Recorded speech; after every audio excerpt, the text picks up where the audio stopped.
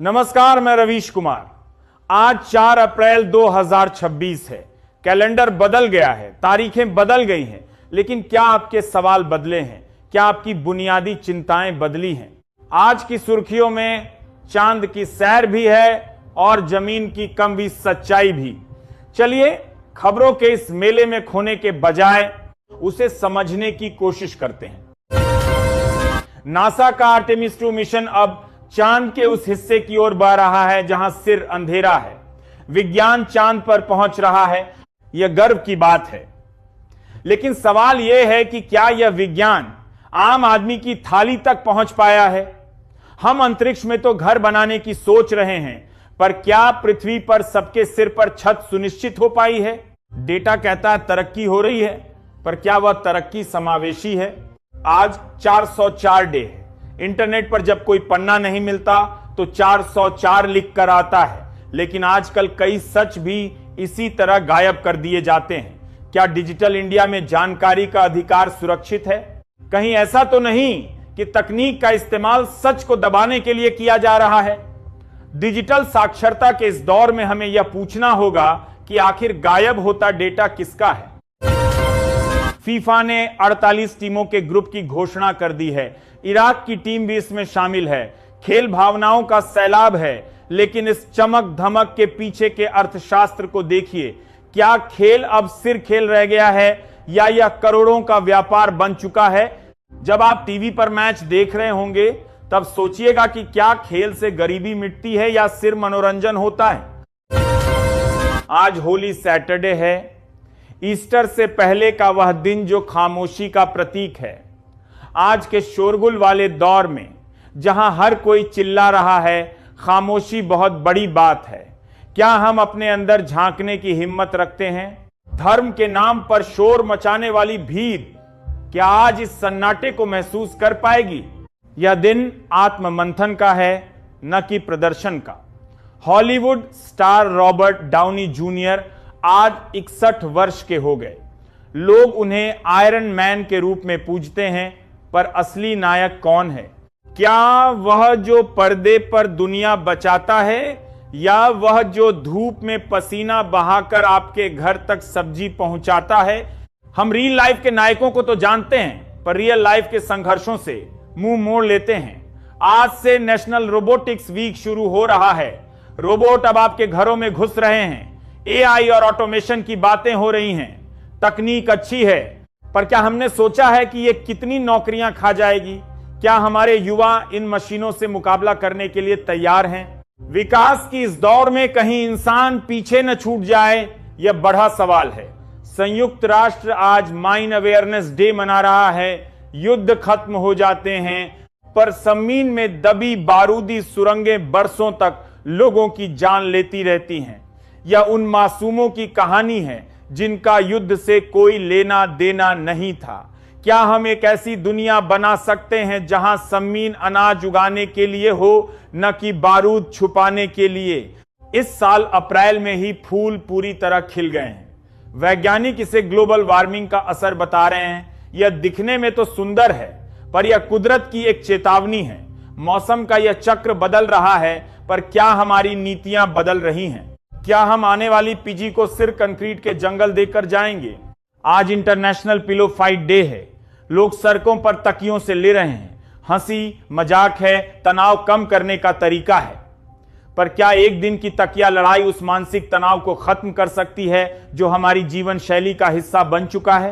हंसना जरूरी है, पर उन कारणों को समझना भी जरूरी है जो हमें उदास करते हैं। यहूदी समुदाय आज पासओवर का मध्य पठाव मना रहा है। टेक्सेडर ऐप्स का इस्तेमाल बढ़ गया है। सवाल यह है कि क्या तकनीक हमारे त्योहारों की रूह को बचा पा रही है? हम डिजिटल रूप से तो जुट रहे हैं, लेकिन क्या दिलों की दूरियां कम हो रही हैं? परंपराएं हमें अपनी झज्जों से जोड़ती हैं, लेकिन जब झज्जे ही बाहर के हवाले हों तो आस्था का स्वरूप क्या रह जाता है? आज ऑर्थोडॉक्स चर्च भी महान शनिवार मना रहे हैं। दुनिया के अलग अलग कोनों में एक ही प्रार्थना गूंज रही है, पर विडंबना देखिए, जिन गलियों में प्रार्थनाएं होती हैं वहीं नफरत की दीवारें भी खड़ी की जा रही हैं। क्या धर्म हमें जोतता है या हम धर्म का इस्तेमाल दीवारें खड़ी करने के लिए करते हैं? आस्था अगर सवाल करना न सिखाए तो वह सिर्फ एक लकीर बनकर रह जाती है। वॉल स्ट्रीट से लेकर दलाल स्ट्रीट तक पहली तिमाही की कमाई के आंकड़े आने वाले हैं। बाहर उत्साह में है, मुनाफे के रिकॉर्ड टूट रहे हैं, पर क्या इस मुनाफे का एक कतरा भी उस मजदूर तक पहुंचता है जिसकी देहाती महंगाई निगल गई है? जब कंपनियां शानदार प्रदर्शन करती हैं, तब आम आदमी की थाली से दाल क्यों गायब हो जाती है? यह विकास किसका है? खबर है कि नए हैप्टिक फीडबैक वीआर हेडसेट्स हाथों हाथ बिक गए। लोग वर्चुअल दुनिया में खो जाना चाहते हैं। क्यों? क्या इसलिए कि असली दुनिया इतनी बदरंग हो गई है कि अब इसमें रहना मुश्किल है? हम स्क्रीन पर तो स्वर्ग देख रहे हैं, पर क्या हमारे आस पास के फुटपाथ और गंदे नाले हमें दिखाई देना बंद हो गए हैं? क्या यह तकनीक हमें संवेदनशील बना रही है या सुन्न? आज दिवंगत अभिनेता हीथ लेजर का जन्मदिन है। उन्होंने अपनी कला से दुनिया को मंत्रमुग्ध किया, लेकिन खुद अंदरूनी अंधेरों से हार गए। सवाल यह है कि हम कलाकारों की तालियां तो गिनते हैं, पर उनके अकेलेपन को क्यों नहीं समझ पाते? क्या समाज सिर्फ चमक धमक का भूखा है? मानसिक स्वास्थ्य पर चर्चा सिर्फ हैशटैग तक सीमित क्यों रह जाती है? आज पत्रकारों को गले लगाने का दिन है। एक दौर था जब पत्रकार जनता की आवाज होते थे। आज सवाल यह है कि क्या जनता पत्रकारों को गले लगाना चाहती है? जब पत्रकारिता सत्ता की गोदी में बैठकर लोरी सुनाने लगे तो वह भरोसा कहां से लाएगी? क्या आज का मीडिया आपकी चिंताओं का हिस्सा है या वह सिर्फ सत्ता का भोंपू बनकर रह गया है? आज ऑफरोडिंग का जश्न है। महंगी गाड़ियां ऊब खाब रास्तों पर दौड़ाई जा रही हैं। यह शौक का मामला है, लेकिन उन गांवों का क्या जहां आज भी एम्बुलेंस पहुंचने के लिए कोई रास्ता नहीं है? एक तरफ मनोरंजन के लिए खराब रास्तों की तलाश है, तो दूसरी तरफ हकीकत में खराब रास्तों के कारण दम तोड़ती जिंदगियां हैं। यह फासला ही हमारे लोकतंत्र की असलियत है। आज विटामिन सी डे है, सप्लीमेंट्स का बड़ा बहार खड़ा हो गया है, पर क्या सेहत सिर्फ एक गोली में बंद है? ताप, फल और सब्जियां आम आदमी की पहुंच से बाहर होती जा रही हैं। बथार हमें सिखा रहा है कि सेहत खरीदनी पड़ती है, पर सवाल यह है कि जो गरीब फल नहीं खरीद सकता, क्या उसे सेहतमंद रहने का अधिकार नहीं है? क्या विटामिन भी अब अमीरों की जागीर है? आज का दिन कहता है कि समस्याओं का सामना करने के बजाय उनके चारों ओर से निकल जाओ। क्या हमारा समाज भी यही नहीं कर रहा? बेरोजगारी दिखे तो मुंह फेर लो, महंगाई दिखे तो रास्ता बदल लो। समस्याओं से बचकर निकल जाना समाधान नहीं, कायरता है। क्या हम एक ऐसा समाज बन रहे हैं जो सिर्फ अपनी सुविधा देखता है और सच से नजरें चुराता है? आज चूहों का दिन है। जिन्हें हम नाली का कचरा समझते हैं, वे भी इस पारिस्थितिकी का हिस्सा हैं। यह दिन उन लोगों की याद दिलाता है जिन्हें समाज चूहा समझकर हाशिए पर धकेल देता है।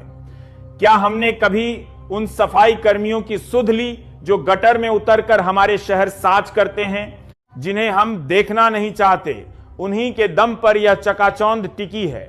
छुट्टियों का मौसम है, एयरपोर्ट्स पर भारी भीड़ है, लोग घूमने निकल रहे हैं। यह मध्यम वर्ग की आराधी है, लेकिन उसी स्टेशन के दूसरे प्लेटफॉर्म पर खड़ा वह मजदूर क्या सोच रहा होगा जो काम की तलाश में घर छोड़ रहा है? एक के लिए यात्रा मनोरंजन है, दूसरे के लिए मजबूरी। क्या हमारा विकास इन दोनों के बीच की खाई को कभी पाट पाएगा? अंतरिक्ष से पहली बार हाई डेफिनेशन पॉडकास्ट सुनाई दिया, विज्ञान की महान उपलब्धि। पर धरती पर उन आवाज़ों का क्या जिन्हें सत्ता सुनने से इनकार कर देती है? हम हजारों मील दूर की आवाज सुन पा रहे हैं, पर अपने पठोस में रोते हुए बच्चे या इंसाफ मांगते किसान की आवाज हमें सुनाई नहीं देती।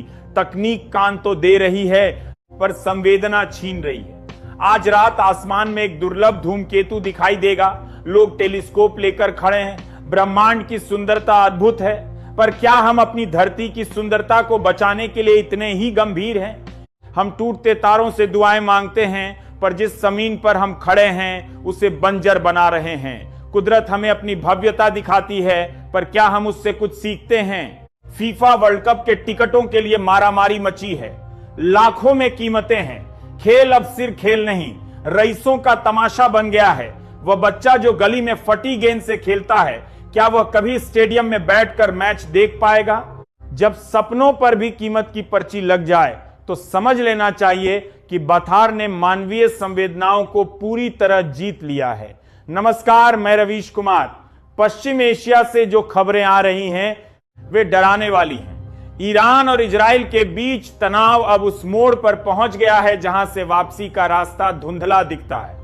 मिसाइलों की गिनती हो रही है, रेड लाइंस खींची जा रही हैं, पर क्या किसी ने उन बच्चों के बारे में सोचा है जो इस युद्ध की आहट से सहमे हुए हैं?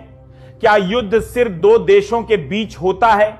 नहीं, युद्ध मानवता के खिलाफ होता है। जब बड़े नेता नक्शों पर लकीरें खींचते हैं तो जमीन पर आम आदमी का खून बहता है। क्या संयुक्त राष्ट्र सिर्फ एक दर्शक बनकर रह गया है? ईरान और इजराइल की तनातनी ने कच्चे तेल के बहार में आग लगा दी है।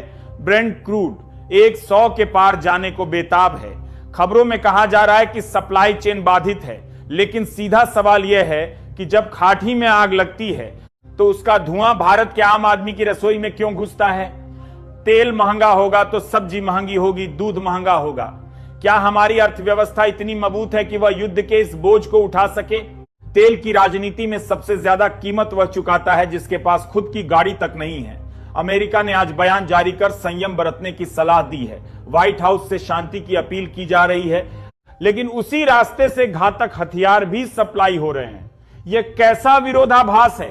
एक तरफ आप आग बुझाने की बात करते हैं, दूसरी तरफ घी भी आप ही दे रहे हैं। रणनीतिक पेट्रोलियम भंडार एसपीआर से तेल निकालने की चर्चा हो रही है ताकि अपने देश में वोट सुरक्षित रहें, पर बाकी दुनिया का क्या सुपर पावर होने का मतलब सिर्फ अपना फायदा देखना है?